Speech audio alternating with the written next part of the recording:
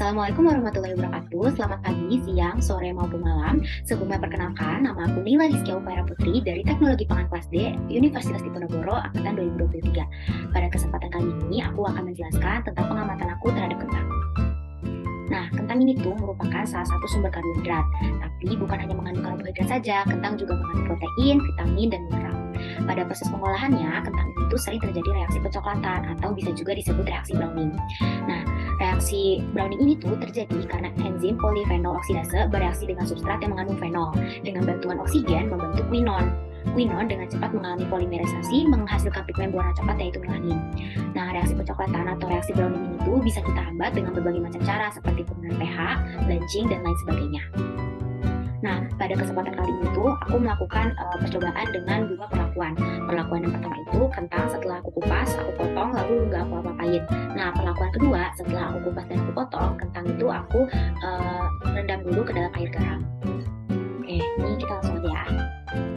Nah, ini ada timelapse nih.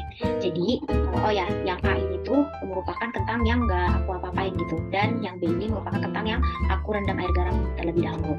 Di 0 menit, kentang A dan kentang B sama-sama masih fresh ya. Dia warnanya masih kekuningan. Nah, di 15 menit pertama, kentang B belum mengalami perubahan apapun. Sedangkan kentang A sudah mulai kelihatan ya, ada perubahan. Dia sudah mulai mencoklat, tapi masih ada warna kuning lah. Oke, di 30 menit pertama, kentang B juga masih belum mengalami perubahan. Nah, sedangkan kentang A sudah mulai terlihat beda ya dibandingkan dengan yang 0 menit itu. Dia lebih coklat warnanya. Nih, bisa dilihat ya, ini garisnya juga lebih nampak. Nah, di 60 menit, ini kentang A makin coklat, warnanya makin tua ya.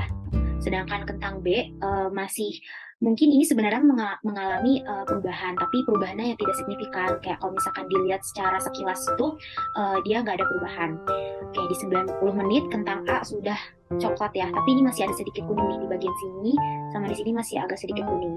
Di bagian sini juga ini masih agak sedikit kuning, tapi secara keseluruhan dia sudah sangat amat coklat. Sedangkan kentang B ini agak mulai sedikit kecoklatan nih, bisa dilihat dari garis saya sudah tidak ini yang pertama, ini coklat. Dan yang terakhir itu adalah pada 120 menit kentang A semuanya sudah mengalami kecoklatan, bahkan coklatnya itu sudah mengarah ke coklat tua. Sedangkan kentang B itu masih sama saja seperti menit-menit sebelumnya, tidak mengalami pencoklatan. Nah, kenapa sih kentang yang direndam dengan air garam itu tidak mengalami perubahan, sedangkan kentang yang didiamkan itu mengalami perubahan?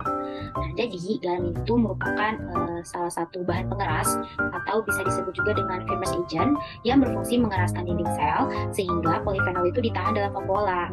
Nah, jadi polifenol itu tuh tidak dapat bereaksi dengan enzim PPO. Nah, nanti karena tidak bereaksi dengan enzim PPO, tidak terbentuk quinon. Dengan tidak terbentuknya quinon, maka tidak mengalami perubahan warna seperti itu. Mungkin itu saja yang bisa saya sampaikan. Kurang lebihnya mohon maaf. Wassalamualaikum warahmatullahi wabarakatuh.